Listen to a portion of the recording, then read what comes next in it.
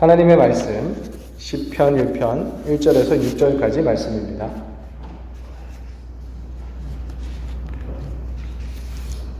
시편 1편 1절에서 6절까지 말씀. 복 있는 사람은 악인들의 꾀를 따르지 아니하며 죄인들의 길에 서지 아니하며 오만한 자들의 자리에 앉지 아니하고 오직 여호와의 율법을 즐거워하여 그의 율법을 주야로 묵상하는도다. 그는 시냇가에 심은 나무가 철을 따라 열매를 맺으며 그 잎사귀가 마르지 아니함 같으니 그가 하는 모든 일이 다 형통하리로다. 악인들은 그렇지 아니하며 오직 바람에 나는 겨와 같도다. 그러므로 악인들은 심판을 견디지 못하며 죄인들이 의인들의 모임에 들지 못하리로다. 무릇 의인들의 길은 여호와께서 인정하시나 악인들의 길은 망하리로다. 아멘. 저희 옆에 있는 분들에게 한번 인사하겠습니다. 잘 오셨습니다. 어린아이와 같이 겸손해집시다. 네. 오늘 우리 함께 나눌 시편 말씀. 이 시편은 구약시대 하나님의 백성들의 찬송집이라고 할 수가 있습니다. 찬송집이라고 할 수가 있고요. 총 시편은 몇 편까지 있을까요? 총 시편은 150편까지 있습니다. 그리고 이 찬송이지만 시의 형태로 되어 있습니다. 시의 형태로 되어 있고 하나님께 드리는 기도라고 할 수가 있죠. 그리고 여러분들 중에 성경을 보신 분들은 아실 수도 있는데 이 시편이 150편이긴 하지만 총 5권으로 구성되어 있습니다. 5권. 그러니까 여러분들 중에 지금 성경 가지신 분들은 잠깐 한번 좀 볼게요. 시편 1편 한번 봅시다. 시편 1편. 시편 1편 바로 앞에 뭐라고 되어 있죠? 제1권이라고 되어 있죠. 총 5권까지 되어 있습니다. 제1권이 1편부터 41편까지고요. 쭉 넘어가서 그 다음에 42편 앞에 보시면 뭐라고 되어 있죠? 제2권이라고 되어 있죠. 이런 식으로 1권, 2권, 3권, 4권, 5권 이렇게 총 5권으로 시편은 나눠져 있습니다. 그러니까 150편인데 5권으로 나눠져 있어요. 근데 이 모든 시편을 다 이렇게 총괄해서 딱 하나로 묶을 수 있는 딱 통일된 주제나 이런 것들은 잘 없습니다. 그때 이제 어떤 시인들의 상황에 따라서 이런 믿음을 고백한 이야기이기 때문에 많은 성경학자들이 연구를 하지만 딱 시편이 무엇이다라고 말하기는 좀 어려워요. 근데 좀 크게 이야기를 하자면 일단 이 1권은 죄와 구원에 대해서 이야기를 한다고 볼 수가 있고요. 그 다음에 2권은 이스라엘 민족의 파멸과 구원, 그 다음에 3권은 하나님의 거룩하심을 경외함, 4권은 하나님의 통치, 5권은 하나님 말씀에 대한 찬양. 이 정도로 좀 간단하게 정리를 할 수가 있습니다. 근데 그 중에서도 특별히 시편 1편, 2편 성경 가지신 분들도 잠깐 보겠습니다. 자, 우리 3편부터는 앞에 이제 주제가 나와 있습니다. 그죠? 이렇게 가로가 돼가지고 3편 앞에 보시면 다윗이 그의 아들 압살롬을 피할 때 지은 시 뭐 이렇게 나와 있죠. 그래서 표제어가 있는데 1편, 2편은 없죠. 그죠? 성경 보시면 안 나와 있죠. 만약에 성경에 1편, 2편 앞에 뭐가 있다. 그러면 우리랑 다른 교회에서 오신 분일 확률이 높습니다. 네. 자, 이렇게 돼 있는 이유가 뭐냐면 1편, 2편은 시편 전체의 서론이라고 볼 수가 있어요. 그래서 3편부터는 이렇게 표제어가 있고 실질적으로 시편이 시작한다 그러면은 1편, 2편은 시편 전체의 서론 그리고 전체를 아우르는 시편이라고 할 수가 있습니다. 간단하게 그 주제를 이야기하자면 복 있는 사람이라고 할 수가 있어요. 복이 있는 사람 혹은 행복한 사람. 그래서 복 있는 사람은 어떤 사람인가? 행복한 사람은 어떤 사람인가? 어떤 사람이 복 있는 사람일까요? 어떤 사람이 행복한 사람이죠? 네, 성경의 말씀을 보시면 간단하게 이렇게 나와 있습니다. 하나님의 말씀을 가까이 하고 하나님을 경외하고 하나님을 섬기는 사람이 진짜 복 있는 사람이다. 자, 1절, 2절 말씀 다시 한번 볼게요. 1절, 2절 말씀. 복 있는 사람은 악인들의 꾀를 따르지 아니하며 죄인들의 길에 서지 아니하며 오만한 자들의 자리에 앉지 아니하고 오직 여호와의 율법을 즐거워하여 그의 율법을 주야로 묵상하는도다. 아멘. 그래서 복 있는 사람들은 악인들의 꾀를 따르지 않고 죄인들의 길에 서지 않고 오만한 자들의 자리에 앉지 않고 여호와의 율법을 즐거워하여 그의 율법을 주야로 묵상한다. 그러니까 하나님의 말씀을 가까이 하고 주야로 묵상하는 그 사람이 복 있는 사람이다라고 이야기를 합니다. 이런 사람이 왜 복이 있을까? 하나님의 말씀을 열심히 읽고 하나님의 말씀을 즐거워하고 그 말씀에 순종하면서 살아가려고 하는 사람들은 왜 복이 있을까? 그 이유가 뭘까? 자, 우리 3절에 나와 있습니다. 그는 시냇가에 심은 나무가 철을 따라 열매를 맺으며 그 잎사귀가 마르지 아니함 같으니 그가 하는 모든 일이 다 형통하리로다. 아멘. 그러니까 하나님을 믿고 하나님을 섬기고 하나님의 말씀을 가까이 하는 사람들은 그의 삶이 어떻다고요? 형통하다. 그죠? 그러니까 하나님을 믿고 하나님을 따르고 하나님의 말씀을 가까이 하는 사람들은 그들의 삶이 형통하기 때문에 복이 있다라는 거죠. 근데 우리가 솔직히 한번 이야기해 봅시다. 예수님을 믿고 하나님을 따르고 있잖아요. 하나님의 말씀을 가까이 하고 순종하려고 합니다. 근데 여러분들의 삶은 어떻게 형통하십니까? 대답할 사람이 없네요. 다 이제 별로 형통 안 한가 보죠. 그죠? 우리가 여기서 사실은 좀 넘어질 때가 있어요. 왜냐하면 내가 예수님을 믿고 신앙생활을 하고 하나님의 말씀을 나름대로 지키려고 살아가려고 하는데 내 삶이 별로 형통하지 않은 것 같은 거죠. 뭔가 문제도 있고 고난도 있고 어려움도 있고 왠지 형통하다 그러면은 아무런 문제가 없어야 될 것 같은데 사실 우리의 실존적인 삶은 그렇지 않잖아요. 그래서 내가 예수님을 믿는데 왜 이럴까? 내가 뭐 잘못 살고 있나? 내가 하나님의 말씀을 제대로 지키지 않고 있나? 자, 이런 고민을 하는 사람들이 있을 수 있습니다. 근데 그거는 그래서 그런 게 아니고 우리가 형통함이라는 뜻의 정의, 그러니까 형통함이라는 게 무슨 뜻인지 우리가 잘 몰라서 그렇습니다. 자, 아까 말씀을 드린 것처럼 아무런 어려움이 없는 것이 형통한 걸까? 정말 어려움과 고난과 핍박이나 아무것도 없이 그냥 정말 늘 좋은 상태로 있는 것이 형통한 것일까? 이렇게 우리가 생각을 해볼 수 있겠죠. 자, 그렇다면 여기 나오는 시냇가에 심은 나무. 자, 시냇가에 심은 나무는 아무런 어려움이 없는 나무일까요? 그렇지 않겠죠. 뭐 때로는 바람이 세게 불기도 하고 또 때로는 비가 잘 내리지도 않기도 하고 병이 오기도 하고 그러니까 여러 가지 많은 어려움이 있을 수 있습니다. 나무가 심겨져 있으니까. 근데 중요한 것은 이 나무가 시냇가에 심겨져 있기 때문에 물이나 이 영양분들을 잘 빨아들이는 거예요. 그래서 그런 어려움이 와도 어떻게 한다? 이겨내는 거예요. 그런 어려움이 있어도 열매를 맺고요. 잎사귀가 마르지 않는다는 거예요.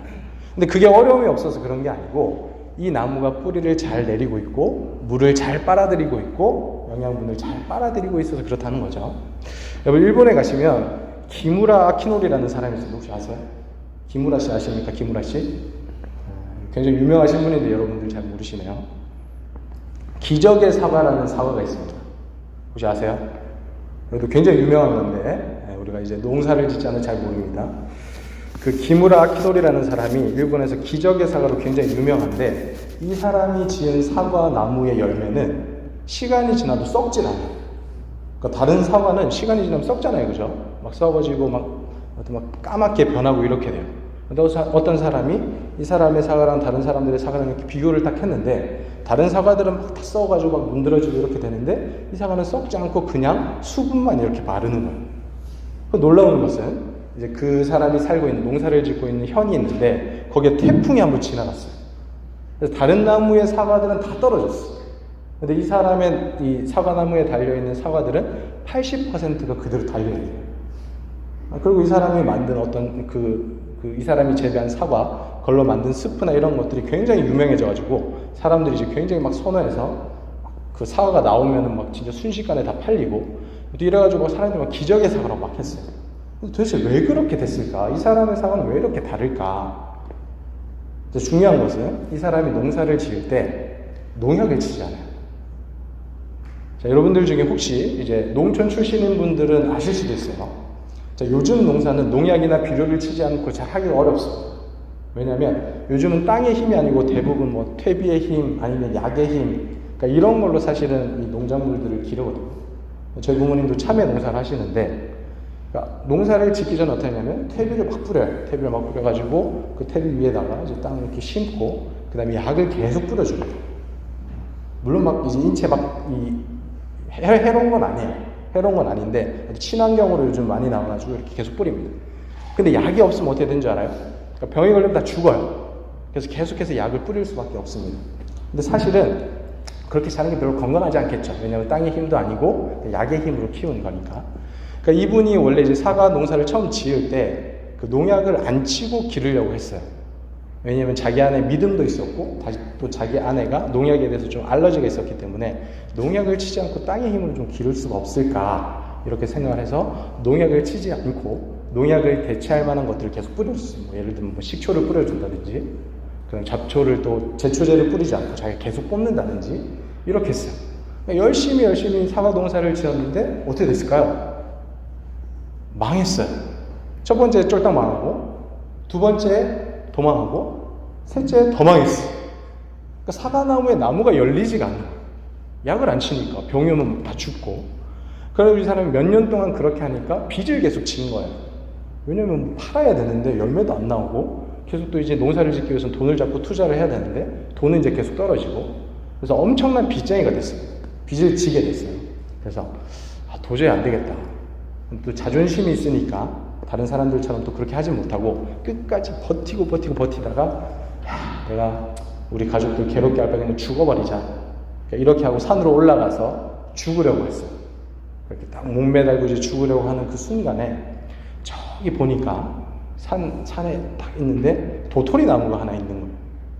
그렇게 봤는데 분명히 사람들이 농약도 뿌리지도 않고 또 잡초를 제거하지도 않고 그냥 자기 혼자 자란단 말이에요. 근데 얘는 왜 이렇게 잘 자라고 왜 이렇게 열매가 많이 맺힐까? 그래서 갔어요. 가가지고 이렇게 막 여기저기 막 보고 있는 거예요. 그래서 이 사람이 발견한 게 있습니다. 엄청난 비밀. 뭐가 달랐을까요? 흙이 달랐어요. 땅이 달랐던 거예요. 그러니까 자기가 농사를 짓는 그 땅은 땅이 막 딱딱하고 막 땅이 별로 좋지가 않아요. 기름지지 않아요. 근데 그 사람이 가서 보니까 막 잡초도 많고 벌레도 많고 그러니까 자연 그대로니까. 근데 그렇게 있는데 땅이 너무 좋은 거예요. 너무 기름진 거예요. 그 사람은 그때부터 땅을 좋게 만들었어요. 그래서 잡초도 제거하지 않고 그 다음에 뭐 벌레들도 굳이 잡지 않았어요. 그대로 다 놔뒀어요. 그랬더니 땅이 좋아지기 시작했어요. 그래서 그 사람의 땅은 이렇게 조사하는 사람들이 이렇게 해보니까 저기 밑에까지 땅이 이렇게 막 시꺼매요. 그리고 이렇게 푹푹 하면은 땅이 푹푹 잘 들어가요. 그만큼 이제 땅이 좋은 거예요. 굉장히 기름진 거예요. 미생물들이나 이런 것들이 굉장히 많은 거예요. 자, 그러다 보니까 어떻게 되느냐. 이 사과나무가 뿌리를 엄청 깊게 내려요. 엄청 깊게 내려가지고 여기저기로 이제 많이 이렇게 뻗어 나가는 거죠.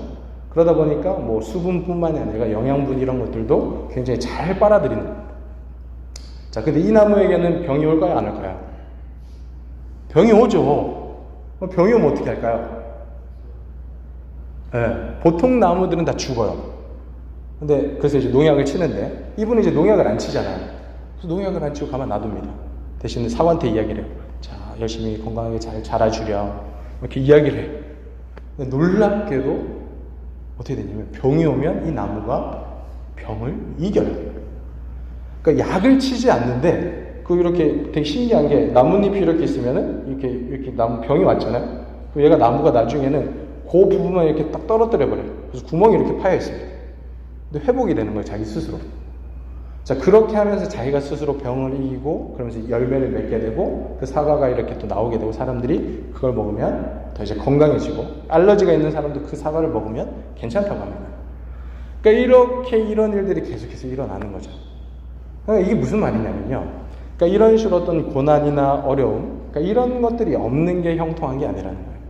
물론 그런 게 없으면 얼마나 좋겠어요. 내가 막 예수님을 믿고 하나님을 믿었더니 내 삶에 아무런 어려움이 없더라. 진짜 형통한 삶을 살았더라. 이러면 좋은데 그렇지 않잖아요. 그러니까 그런 것들이 하나님께서 원하시는 형통한 삶이 아니라 하나님께서 우리에게 바라시는 진짜 형통한 삶은 여러 가지 고난과 어려움과 시련이 있어도 이 사과나무처럼 이겨내는 거예요. 왜? 건강하기 때문에. 우리의 뿌리가 쫙 깊게 내려가지고 영양분이랑 수분을 막 쫙쫙 빨아들이고 있기 때문에 건강하기 때문에 우리가 그 모든 것들을 이겨낼 수가 있어서 우리는 하나님을 믿을 때, 하나님의 말씀을 의지할 때 형통한 삶을 살 수 있다는 것이죠. 예수님께서도 이렇게 말씀을 하셨습니다. 우리 마태복음 7장 24절에서 27절까지 말씀 보시면 이렇게 말씀하고 계세요. 그러므로 누구든지 나의 이 말을 듣고 행하는 자는 그 집을 반석 위에 지은 지혜로운 사람 같으리니 비가 내리고 창수가 나고 바람이 불어 그 집에 부딪히되 무너지지 아니하나니 이는 주추를 반석 위에 놓은 까닭이요 나의 이 말을 듣고 행하지 아니하는 자는 그 집을 모래 위에 지은 어리석은 사람 같으리니 비가 내리고 창수가 나고 바람이 불어 그 집에 부딪히매 무너져 그 무너짐이 심하니라. 아멘. 예수님께서 자기를 따르는 제자들에게 믿음에 대해서 이야기를 하실 때 이 이야기를 하신 거예요. 자, 내 말을 듣고 행하는 사람은 그 집을 반석 위에 지은 지혜로운 사람과 같다. 자, 근데 중요한 건요. 자, 내가 믿음을 가지고 예수님의 말씀을 듣고 행할 때 어려움이 있습니까? 없습니까? 비가 내리죠. 예수님의 말씀에 의하면 비가 내리고 창수가 나고 바람이 불어서 그 집에 막 부딪혀요. 그러니까 하나님의 말씀을 듣고 행하는데 어려움이 있다는 거예요. 근데 중요한 건 뭐냐? 무너지지 않는다. 왜냐하면 우리의 뿌리가 반석 위에 놓여져 있기 때문에, 우리의 기초가 하나님의 말씀 위에 놓여져 있기 때문에 그 어떤 어려움이라도 우리는 이겨낼 수가 있다는 거예요. 근데 반대로 만약에 하나님의 말씀을 듣지 않고 행하지 않는 사람들 어떻게 되느냐? 저 똑같이 비가 내리고 창수가 나고 바람이 부딪힙니다. 그리고 그 집은 무너지는 거예요. 그러니까 하나님을 믿는 사람 그리고 하나님을 믿지 않는 사람들 뭐가 다른가? 그러니까 모두의 삶의 어려움과 고난이 있습니다. 우리 인간의 삶에는 그런 것들이 있어요. 하나님께서 그런 것들도 일정 정도 허락을 해주셨습니다. 근데 우리가 형통한 삶을 살아갈 수 있는 이유는 뭐냐면 하나님의 말씀이 우리의 뿌리가 되고 우리의 자양분이 되고 우리의 수분이 되어서, 그러니까 그런 것들이 올지라도 우리가 이겨낼 수 있는 힘이 있기 때문이에요. 그런 어려운 상황들을 이겨낼 수가 있기 때문에 우리는 형통한 삶을 살아갈 수 있는 것이고, 그렇기 때문에 우리는 복 있는 사람들이라는 거죠. 그래서 우리가 이 형통이라는 것에 대한 개념을 바꿔야 됩니다. 그러니까 우리가 어려움이 없는 상태, 아무런 고난이 없는 상태, 이런 것들이 하나님께서 말씀하신 형통이 아니에요. 그런 어려움이 오더라도 우리가 하나님을 의지하며 하나님의 말씀의 능력으로 그 모든 것들을 능히 이기고 승리할 수 있기 때문에 우리가 형통한 삶을 살아갈 수가 있는 거죠. 말씀을 정리하겠습니다. 복 있는 사람은 하나님의 말씀을 가까이 하고 하나님을 경외하며 하나님을 섬기는 사람입니다. 그때 우리는 어떤 어려움과 시련이 와도 시냇가에 심겨진 나무처럼 이겨내고 형통한 삶을 살아갈 수가 있습니다. 그렇게 하나님을 가까이 하시고 하나님의 말씀을 주야로 묵상하시면서 주님과 동행하며 형통한 삶을 살아갈 수 있는 주님의 백성들 다 될 수 있기를 바랍니다. 이 시간 함께 기도하겠습니다.